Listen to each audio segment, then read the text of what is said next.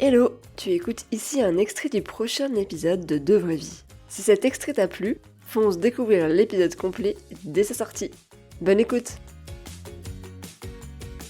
Ça permet de venir connaître ses propres ressources et se rendre compte justement qu'on en a plein en fait. Ce dont on se rend pas forcément compte quand on est dans une vie de tous les jours, il y a beaucoup moins de challenges. Quand on est en couple et qu'on est tout le temps supporté par l'autre, voire qu'on s'appuie sur l'autre, qu'on se repose sur cette relation. Après, je dis pas, le couple, comme les relations amicales et familiales, c'est des sources de grand réconfort, de soutien. Moi, j'adore toutes mes relations humaines, c'est hyper important. Mais je pense que, notamment en tant que femme, à un moment ou à un autre, se confronter au voyage seul, partir, ou en tout cas avec juste une copine, et se challenger un petit peu, c'est quelque chose qui nous permet de développer une grande force intérieure et qui nous donne les armes pour avancer ensuite de manière plus indépendante dans la vie. Et du coup, même faire des meilleurs choix dans ses relations amoureuses. Parce qu'après, on les choisit, on n'en a pas forcément besoin. Et c'est ton cas, par exemple?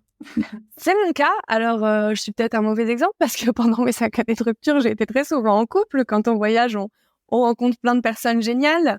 Mais d'un autre côté, ça m'a permis aussi, en fait, d'apprendre à aimer, d'apprendre à bien aimer, à être bien avec moi-même et pour être bien avec l'autre, à savoir plus donner. Donc, ça m'a énormément appris sur l'amour, sans forcément avoir besoin d'être célibataire tout le temps. Oui, bien sûr. Puis en fait, chaque relation aussi va nous apprendre. Chaque fois, on se dit ah tiens, c'est l'homme de ma vie. En fait, non, c'est une leçon. C'est l'homme de cette fan de ça. Voilà. Il va t'apprendre quelque chose. L'homme ou la femme d'ailleurs. L'homme ou la qui va t'apprendre un truc et en fait, quand est-ce que ça s'arrête? On revient sur le sujet de apprendre à se connaître pour, comme tu disais, faire des choix et notamment les choix de sa vie amoureuse. Tu dis voilà qu'en 2017, donc ça c'était en 2017, si je me trompe pas, tu as entamé un travail profond sur toi-même. Alors, pourquoi est-ce que tu utilises le terme travail? Alors, pourquoi? C'est vrai.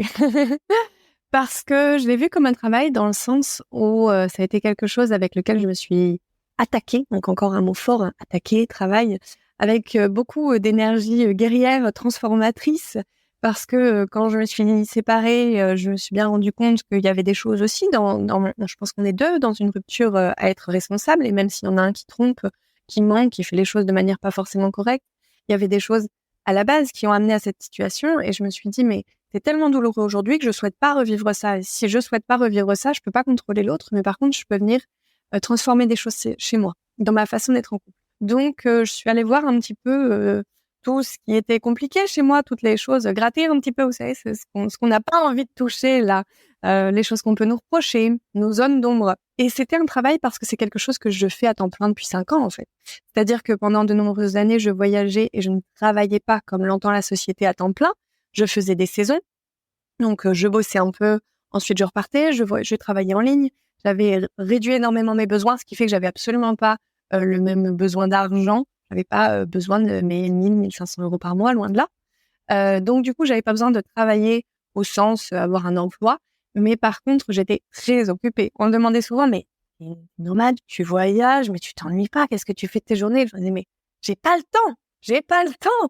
J'ai des podcasts à écouter, j'ai des programmes de coaching, j'ai de la thérapie, j'ai des trucs à expérimenter, du breathwork, du yoga, du ceci et cela. Je sais pas comment vous faites vous, mais moi, j'ai pas le temps. Donc, c'est vrai que c'était un travail parce que ça me prenait du temps et de l'énergie et ça m'occupait.